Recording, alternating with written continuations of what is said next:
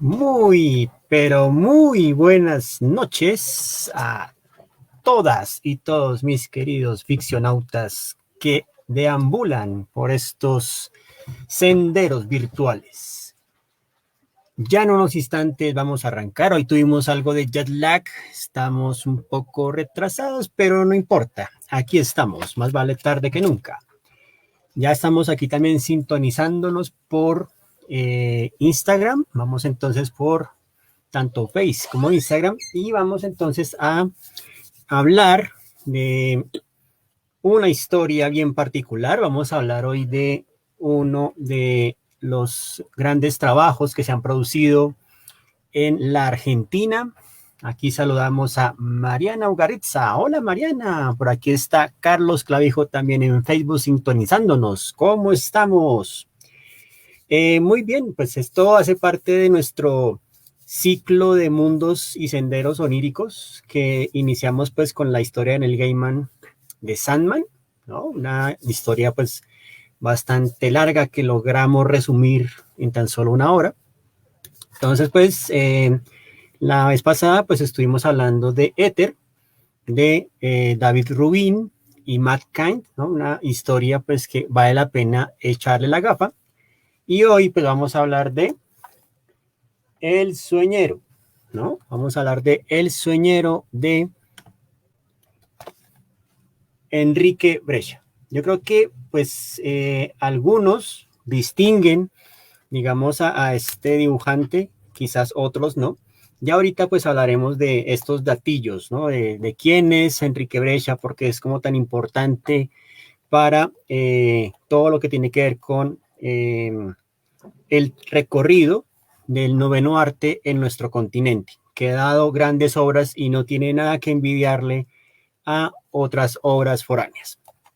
Eh, Tal vez el apellido a algunos sí les suena, Brescia, algunos también lo nombran como Breccia, eh, pero de cierta forma, pues digamos que la pronunciación debería ser Breccia, ¿no? Es un apellido de origen italiano.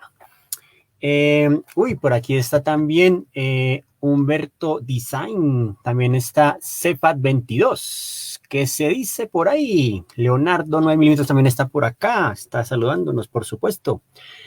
Muy bien, pues la idea, ¿no? Digamos, de hablar, ¿no? De Enrique Brescia, pues es, digamos, también, pues hablar de un talento innato, hablar de eh, hijo, ¿no? De esa persona que es heredero del talento del padre. Él es hijo de Alberto Breccia, gran ilustrador autodidacta, y que muchas veces en reiteradas entrevistas, pues decía que su hijo nació talentoso, o sea que desde muy joven ya tenía ya un lenguaje del dibujo muy claro. Actualmente, Enrique Brescia trabaja para ilustración editorial. También ha hecho algunos cómics para Estados Unidos. Entre ellos, pues tiene la biografía de Lovecraft hecha en viñetas con guión de Mark Rudilos, ¿no? Ahí después les contaré, ¿no? Básicamente. Perfecto. Sin más preámbulos, pues vamos a mirar nuestra presentacioncita de hoy. Ahí tenemos la última de las ediciones. Esto lo hace la editorial Doyeiro Editores, ¿no? Esta es, digamos, como la única que se ha, digamos, como sacado actualmente. Es una de las editoriales argentinas, pues, que se ha encargado como de recuperar todo este material. Y de alguna manera, pues, esta historia, según lo cuenta también su autor Enrique Brescia, pues, es algo irrepetible. O sea, digamos que no se puede volver a rehacer o actualizar porque surgió en un momento muy particular, bajo unas condiciones muy particulares que hacen que la obra pues tenga como ese talento tan particular, ¿no? Ahí pueden ver los que están sintonizando en Facebook, pues digamos la portada que muestra pues al personaje principal, que es un mercenario llamado el ñato, y también ven una viñeta muy particular donde está un hombre que está como calentando agua para tomar té, su mate, perdón, y dice, los gorilas se vienen los gorilas. más, ¿no? Esta frase va a ser bien importante porque esta obra se publica en 1982 y durante la Argentina del 82 van a pasar diferentes cosas. Una de ellas, pues básicamente va a ser nada más y nada menos que la Guerra de las Malvinas, también pues todo lo que va a ser ya como el desbarajuste de toda la dictadura militar y un montón de cosas más, ¿no? Bueno, muy bien.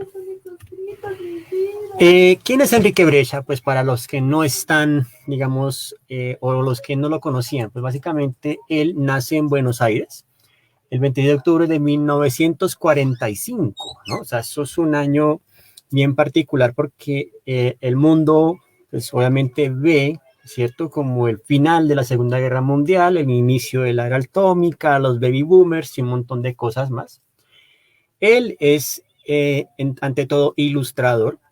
También se ha distinguido como pintor, ha hecho diferentes recorridos por diferentes galerías del mundo y pues obviamente es historietista, digamos que él empezó muy en la historieta, pero actualmente se reconoce más en la ilustración.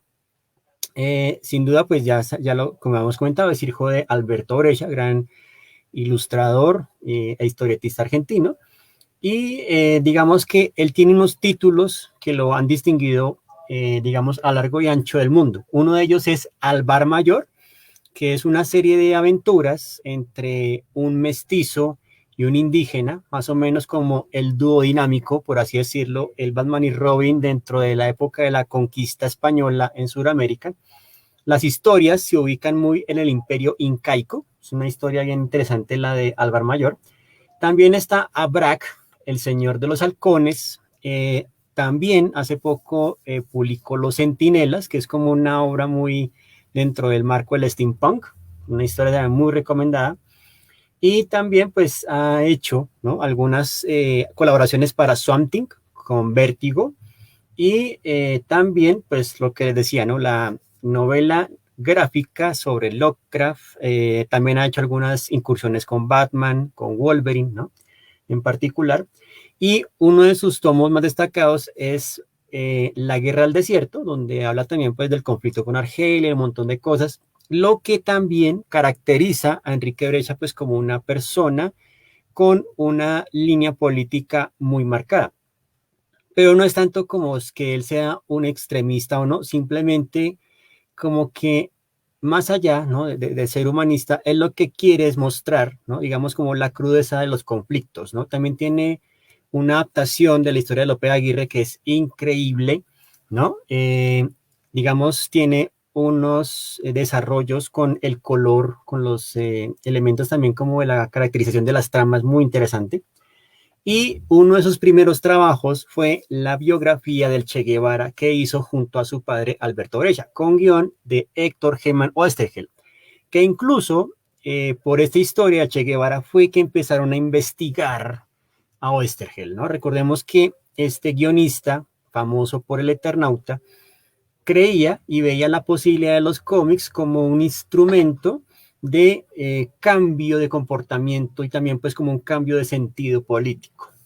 Entonces a él lo acusan de montonero y pues con la historia del Che Guevara ya como que se lleva el premio mayor y por eso después la dictadura se lo va a llevar, ¿no?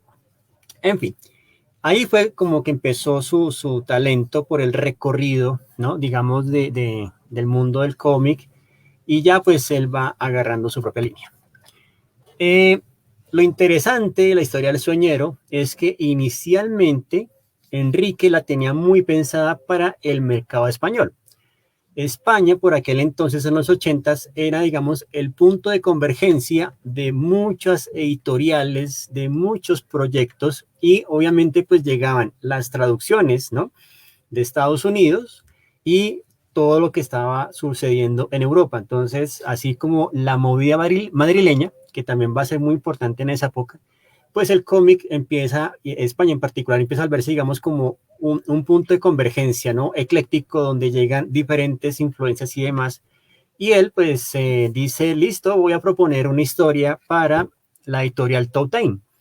Toe Time, digamos que editaba revistas como Zona 84, Totem Comics, o sea, tenía digamos, como un escenario bien interesante para publicar esta obra. Y pues hablan con el editor, están muy entusiasmados, muy engomados y de pronto pues firman un contrato donde de alguna forma pues ya como que se sella el trato y Enrique empieza a dibujar. Dibuja 2 episodios para la publicación, pero no le pagan ninguno. Entonces pues Enrique dice, listo, hasta aquí llegamos. Y como él mismo dice, empieza a nacionalizar, ¿no? Se lo lleva para Argentina y en Argentina pues recibe eco en la revista Fierro. La revista Fierro es el equivalente de lo que sería heavy metal, de lo que fue para nosotros la revista Acme. Después haremos un Facebook Live sobre la revista Acme, que es bien importante para la cultura del cómic en los años 90 aquí en Colombia.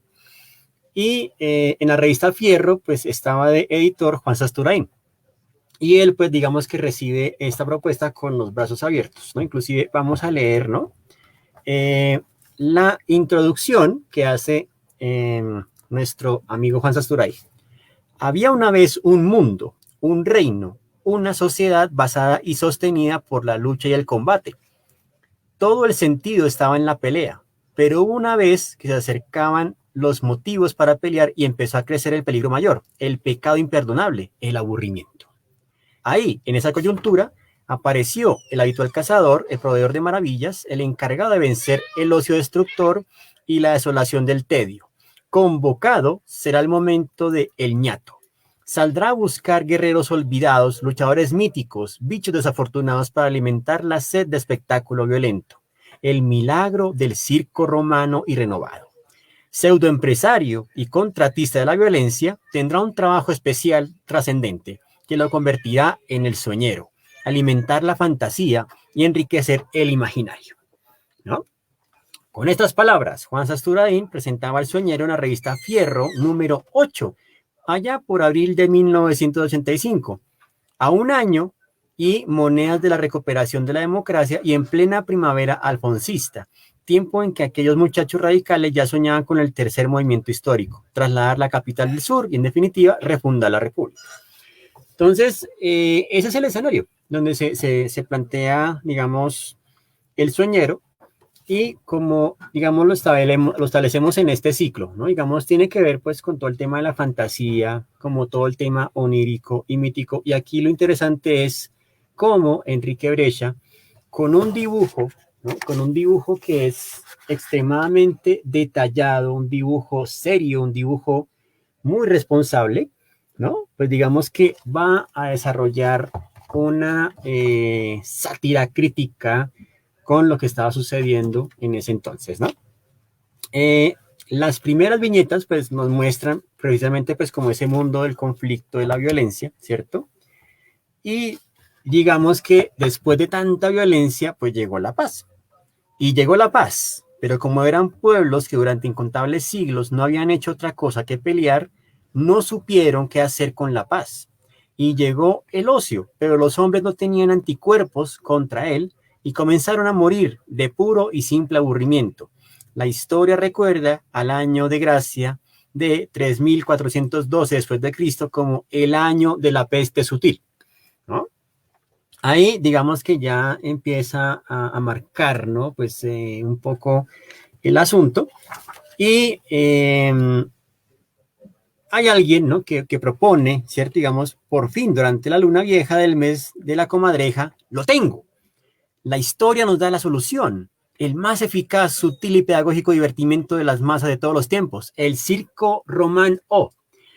Ahora, aquí la palabra circo se escribe con S, ¿no? Entonces, el circo, la C la reemplaza con K y Roman-HO, ¿no? El circo romano, ¿no? Entonces, esa es, digamos, como la solución para acabar con el tedio y el aburrimiento. Y entonces, pues, colocan un aviso que dice, se necesita cazador competente para traer hombres y animales de cualquier tiempo y espacio para surtir al circo romano. Con este anuncio, entonces emerge convocado nada más y nada menos que el ñato, ¿no? Y el ñato, pues básicamente se nos presenta en esta épica viñeta donde vemos pues esta pinta como muy medieval, ¿no? Inclusive hay castillos, señalización, ¿no? Como que de cierta forma el futuro no ha sido escrito, ¿no? El futuro, digamos que combina lo medieval pues con lo moderno, ¿no? Y eso hace pues que sea una historia bien interesante. Entonces ahí se empieza a publicar en el 85 la revista Fierro. Y como les decía, pues esto tiene a colación, ¿no? A pesar de que es años después, pero tiene mucho que ver con la Guerra de las Malvinas, que pues es este conflicto que se desata pues cuando los argentinos desembarcan en esas islas que le pertenecían a Inglaterra. Y pues esta movida, sin duda, digamos que genera, ¿no? Digamos, una serie de eh, quiebres bien particulares en las políticas exteriores, ¿no? En particular, pues de tres personas. También se va a celebrar el Mundial del Fútbol, ¿no? Donde Maradona, pues, se eleva a su máximo potencial. Y estos quiebres, pues, se producen entre tres actores, ¿no? Que son bien particulares, ¿no? Que está, pues, básicamente Galtieri, que es parte de la Junta Militar, ¿no? Que gobierna la Argentina. También está Ronald Reagan y Margaret Thatcher, ¿no? El modelo neoliberal en su máximo auge, ¿no? Digamos que propone esta pugna para alimentar las hogueras mediáticas, ¿no? Y así seguir alimentando al circo, ¿no? Eh, muy bien. De cierta forma, ¿no? Digamos que Leopoldo Fortunato Galetei fue, digamos, pues como este punto de quiebre dentro de todo este régimen de la Junta Militar. Ya pues como lo decía la introducción, ¿no? Hay un cambio en el 85, pues ya como con una Argentina más democrática. Y digamos que la guerra de las Malvinas de algún momento como que sirvió, ¿no? Para distraer la atención pública y pues obviamente alimentar, ¿no? Digamos como el odio y las ansias de conflicto. Entonces por eso también el sueñero tiene que ver mucho pues con esta idea de que después de tantas guerras, de tantos conflictos y pues que Argentina ha atravesado muchos conflictos en particular, pues llegó la paz, ¿no? Y pues como dicen por ahí, ¿no? Mega lo dice, eh, la paz vende, pero ¿quién la compra? ¿Sí o no? También se realizaron conciertos, encuentros juveniles, pues para, digamos, apoyar o estar en contra, digamos, de estos conflictos de tanto absurdo. Y pues ahí es cuando ya empieza a publicarse en la revista Fierro. Muy bien. Digamos que entonces el ñato, este mercenario que antes pues trabajaba matando personas, ahora tiene la misión de encontrar personas. Y pues él se va en el océano del mar y el tiempo. O sea, es una metáfora muy similar a lo que tal vez ustedes vieron en Alicia en el País de las Maravillas, ¿no? O Alicia, las adaptaciones de Tim Burton, la segunda, cuando ella empieza pues a surcar el tiempo y siempre lo colocan como un mar, ¿no? Digamos como un entorno que siempre es dinámico, voluble, violento, etcétera. Entonces, en ese mar del espacio-tiempo, el ñato se lanza en la aventura de empezar a encontrar, ¿no? A estas criaturas. Entonces, el primer punto donde va, pues, es la isla de Minos, ¿no? Allá, pues, de alguna forma nos recuerda o se traslada como a la época griega. Y, pues, digamos, ahí conoce a Teseo, ¿no? Y de alguna forma el ñato tiene una pequeña aventurilla con Ariadna, ¿no? Que es la que le da el hilo a Teseo. Y entra en el laberinto, ambos entran en el laberinto. Y sin duda, pues, digamos que se muestra, ¿no? Se muestra, digamos, al Minotauro al principio pues como muy amenazante, ¿no? Como lo recuerda el mito griego, ¿cierto? Y de alguna forma, ¿cierto? Pues viene, digamos, el punto de giro o el punto de quiebre, ¿no? Entonces, en las últimas viñetas, ¿no? La última viñeta, ahí la pueden ver. Digamos que se ve que el ñato trae, ¿cierto? Como recompensa a nada más y nada menos que el Minotauro. Pero lo interesante es que está vestido de torero. El Minotauro vestido de torero. O sea, ya empieza aquí a cambiarse, digamos, los códigos, ¿no? Digamos, habituales de la narrativa, ¿no? Entonces ahí vemos al ñato ya llevándose al Minotauro como primer trofeo para el circo romano. Listo, ya tenemos el primero. ¿Quién seguirá después? Después, pues digamos que él llega a las costas inglesas, ¿no? Y de alguna forma, pues tiene que encontrar a, básicamente al señor Hyde, ¿no? Entonces, ya nos lleva como la Inglaterra victoriana, ¿no? Inclusive el ñato se oculta o se disfraza, ¿no? De mercenario victoriano, ¿no? Y eso es lo interesante, ¿no? Aquí digamos que va tocando épocas, ya nos llevó desde el mito griego, ahora nos va a llevar a la época victoriana, que de alguna forma es un referente histórico que nos ha marcado muchísimo y todavía lo seguimos evocando constantemente, ¿no? O sea, como que nunca ha desaparecido, siempre ha estado ahí, ¿no? Y allí él se topa entonces con el señor Hyde, ¿no? Entonces, el señor Hyde, digamos que tiene una curiosa apariencia, ¿no? Por aquí lo vamos a ver, ¿no? Y es que, a pesar de que es la época victoriana, él se presenta o se muestra como un punk, ¿no? Entonces ahí se muestra o se ve, digamos, pues con sus parches, ¿no? Con sus, con su chaleco desgarrado, uno dice, ah, esto es ¿no? Muy punk, como dicen la canción, ¿no? Ahora, ¿no? Digamos que en el curso, ¿no? Digamos, del mar, del mar del espacio-tiempo, de alguna manera, pues, él tiene un mecanismo, ¿no? Una especie de mandarina transmisora que le reenvía unas coordenadas, ¿no? 58 grados 17 segundos longitud oeste, 38 grados 15 grados latitud sur, ¿no? Y nuevas coordenadas y nuevas directrices, agua salada, frío, pítido y viento sudeste malo como peste, cursos y rumbos nuevos ordenados por quién sabe quién, desde quién sabe dónde. La mandarina electrónica de a bordo recibiendo y decodificando el mensaje que contiene nueva orden para el ñato. Capturar otro ejemplar para el circo romano, ¿no? Y ese ejemplar, ¿no? Pues básicamente va a ser nada más y nada menos que el Robinson. Y aquí pues viene algo bien interesante. Y es que es muy frecuente, digamos como en ciertos casos, que el mismo autor aparezca en la obra haciendo un cameo. Pues ese es el caso del Robinson. El Robinson es el mismo Enrique Brescia, ¿no? Inclusive en esta viñeta, vamos a mirarla por acá, ¿no? Esta viñetica. Ahí ustedes ven pues a esta persona que tiene una nariz enorme y unas orejas grandes, ¿no? Esa viñeta básicamente es la presencia de Alberto Brescia, su padre, ¿no? En la historieta, ¿no? Entonces es muy recurrente esto, como este tipo de apariciones, ¿no? Y aquí pues él se presenta, ¿no? Ahí está Enrique Brescia, ¿no? El Robinson, ¿no? Que inclusive pues tiene esta boina, ¿no? Esta gorra como muy militar, ¿no? Y pues él va a ser otro espécimen para el circo romano. Y bueno, ya el Minotauro, el señor Jekyll, pero ahora se convirtió en Mr. Hyde, ¿no? Entonces, juntos, ¿no? Digamos que van a seguir atravesando la pampa, llegando pues como a las costas, ¿no? Digamos, ahí va el equipo, ¿no? Entonces, ahí estamos viendo la viñeta, ¿no? Y fíjense ustedes ahora, el Minotauro pues ya tiene poncho, ¿no? Ya se está, digamos, argentinizando el asunto, ya se está como trayendo a lo local. Las señales eran claras. Una bandada de gaviotas dejó de graznar y comenzó a ladrar el sol recién salido.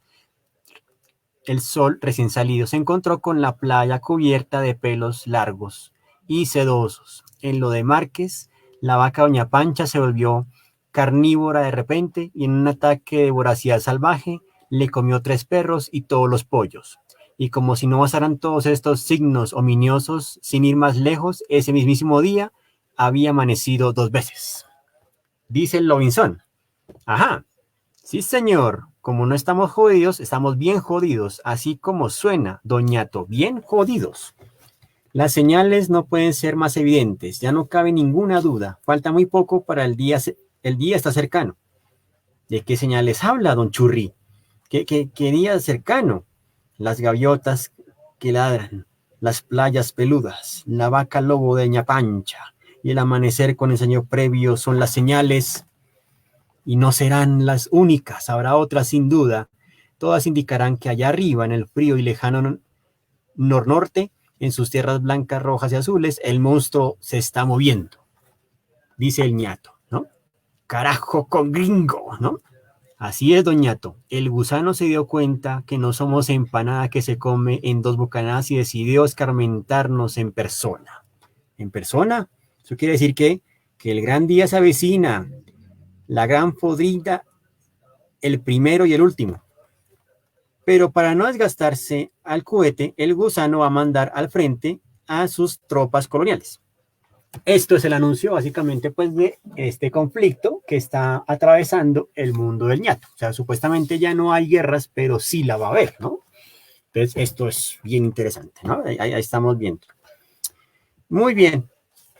Se establecen las tropas, ¿no? Se establecen las filas y ahí es cuando llegan los gorilas, ¿no? Inclusive vamos a ver, ¿no? En esta viñeta, miren ustedes estos símbolos tan particulares, ¿no? La bandera, ¿no? Tiene una transformación muy simpática. Ahí ven ustedes, ¿no?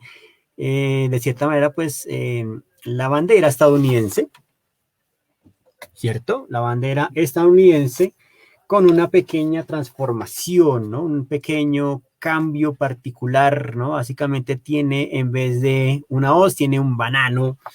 Y eso, pues, ya nos habla de los gorilas, ¿no? Que se presentan, ¿no? Que son como esta fuerza amenazante, ¿no?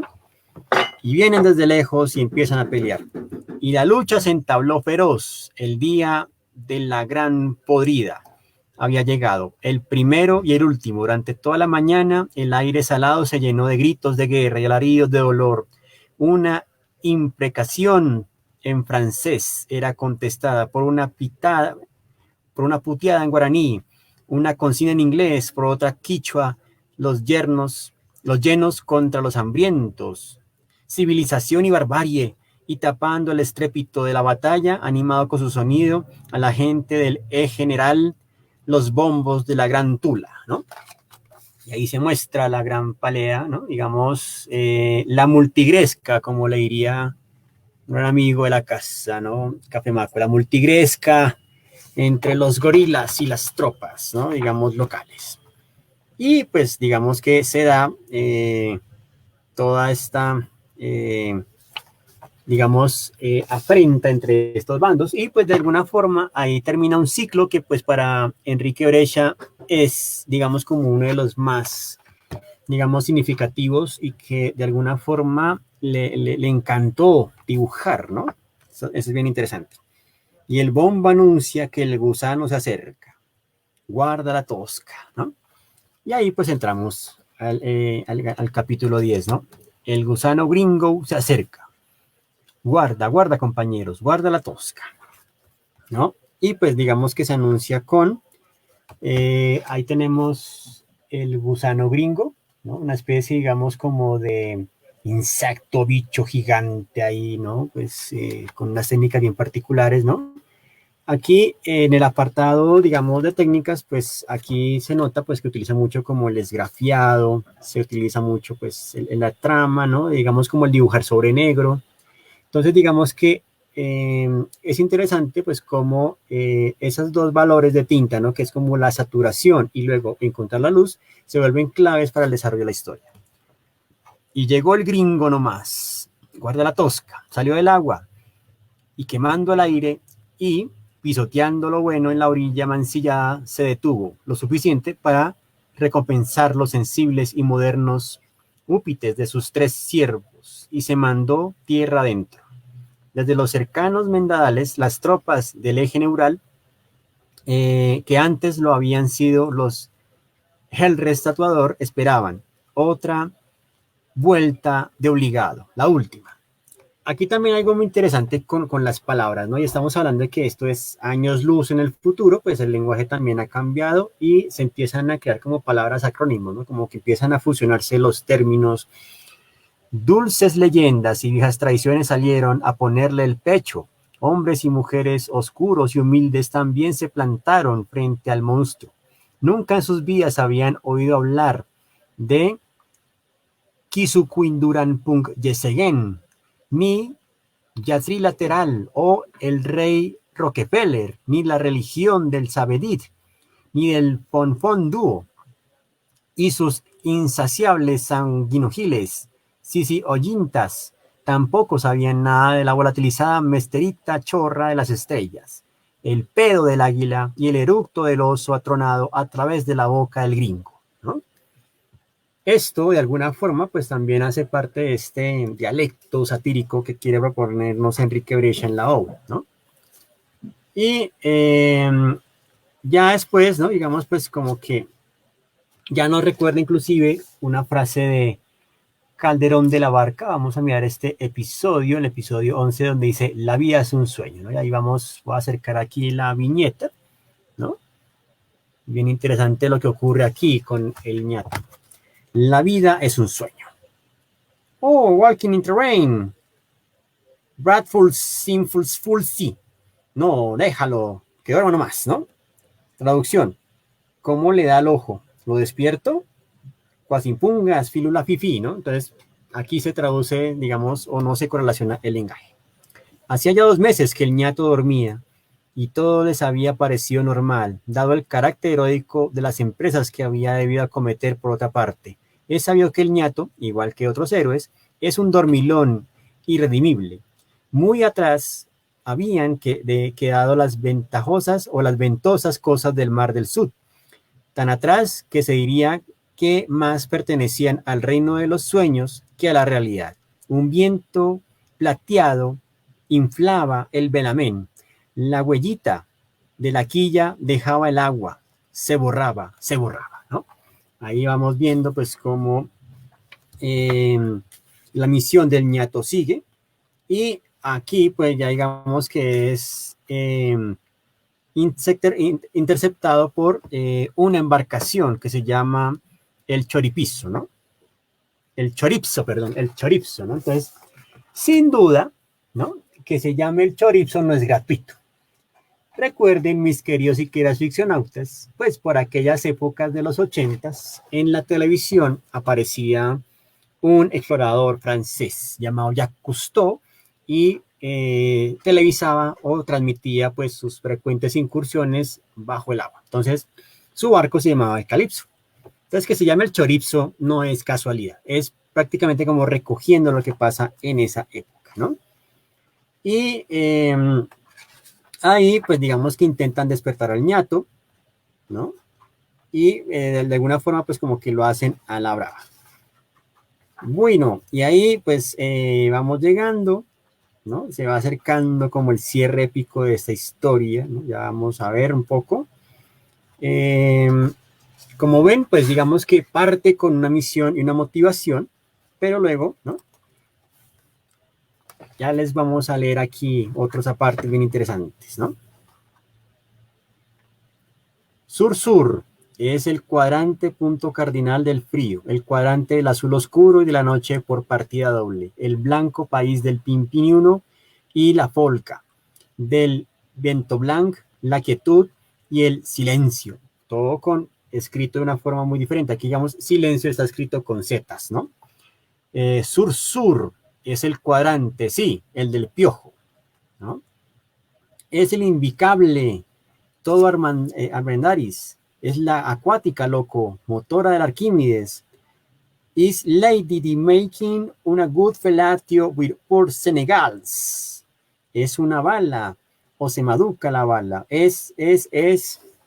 Sí, del último fondo de las entretelas de la humanidad, de su parte más apedamente negada, de la más linda, antiquísimo, chorriquito, íntimamente conocedor de inconfesados secretos, llega el piojo, el causante de las más profundas rascaciones, de las más audaces autocríticas, piojimelín, ¿no? Entonces, vamos viendo en la historia, pues, cómo se van entrevesando también, ¿no? Creencias muy particulares del mundo, del universo de Enrique Brescia.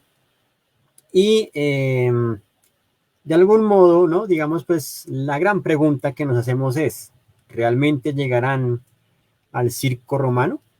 Inclusive por aquí también aparece, ¿no? Digamos, la mujer, ¿no? Sí, si tenemos pues al hombre, digamos, de las nieves, pues aquí está la mujer de las nieves, ¿no? Entonces ahí pueden ver, ¿no? Un poquito el dominio increíble del dibujo que tiene Enrique Brescia.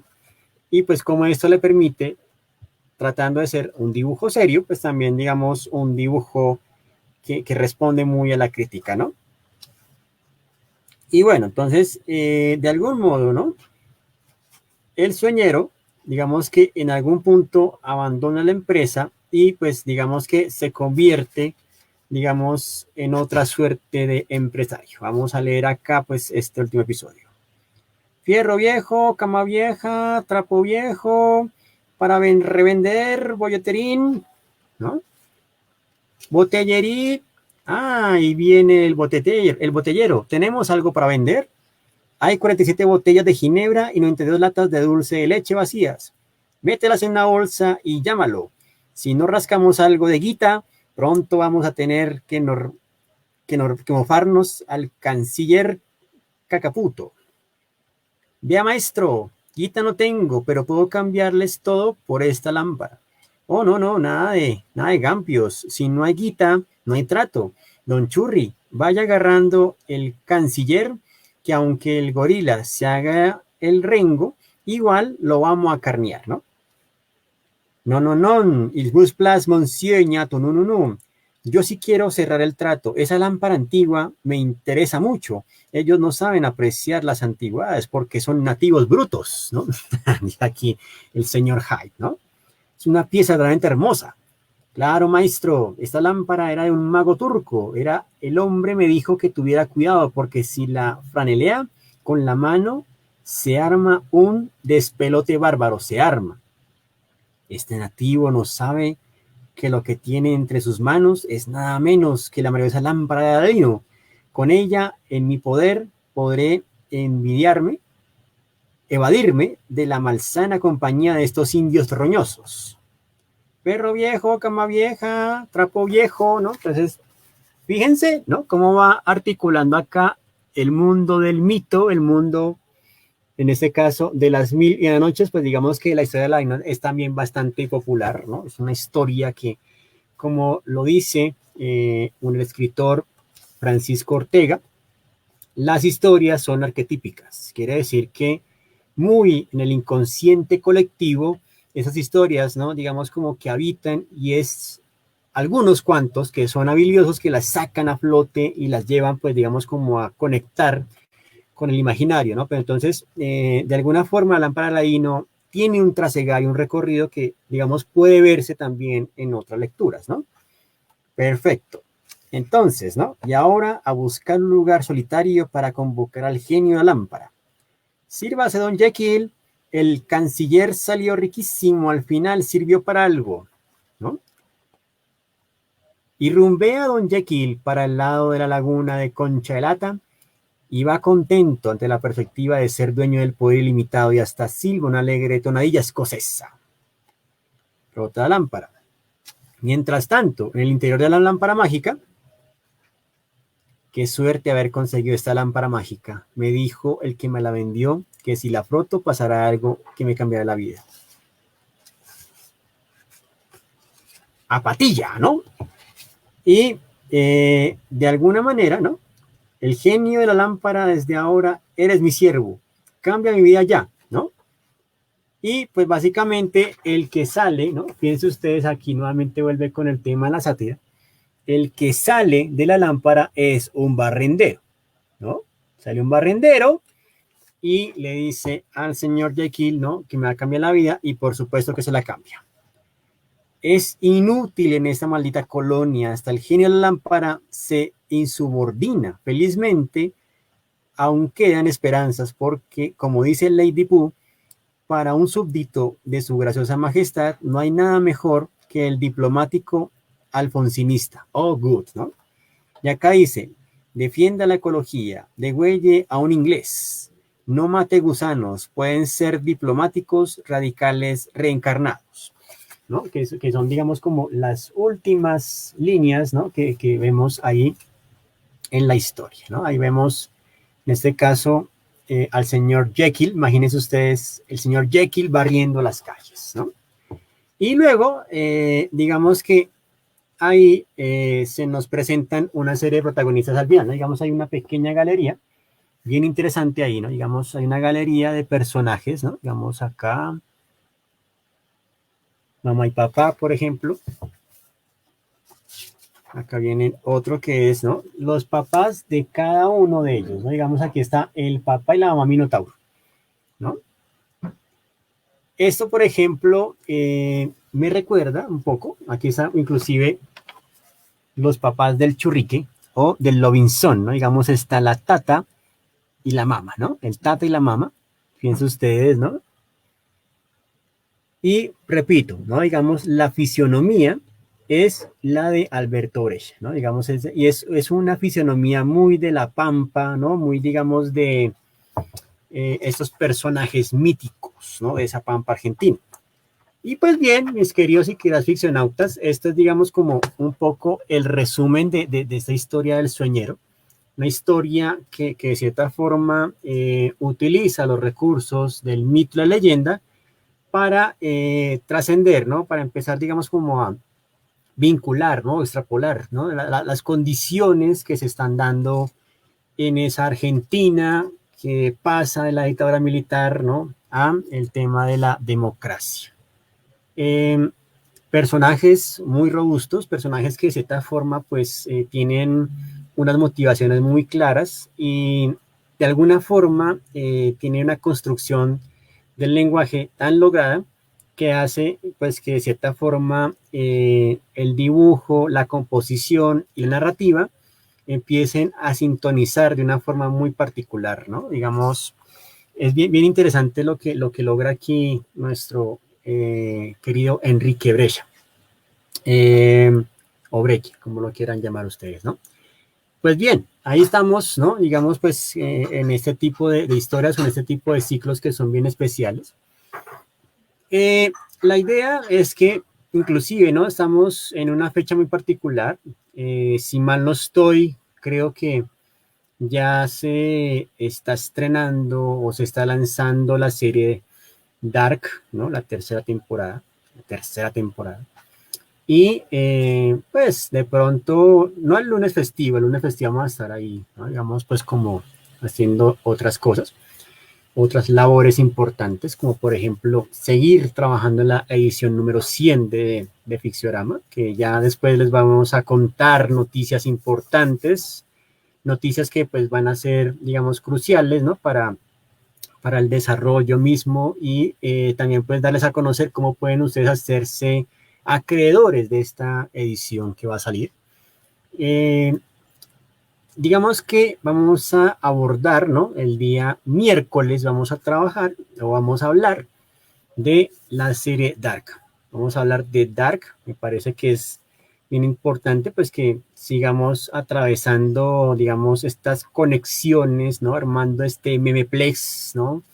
Esta historia nodal con diferentes, digamos, nodos, ¿no? Ya pues digamos que hemos abordado bastantes cómics, pues ahora abordemos una serie que no es cualquier serie, ¿no?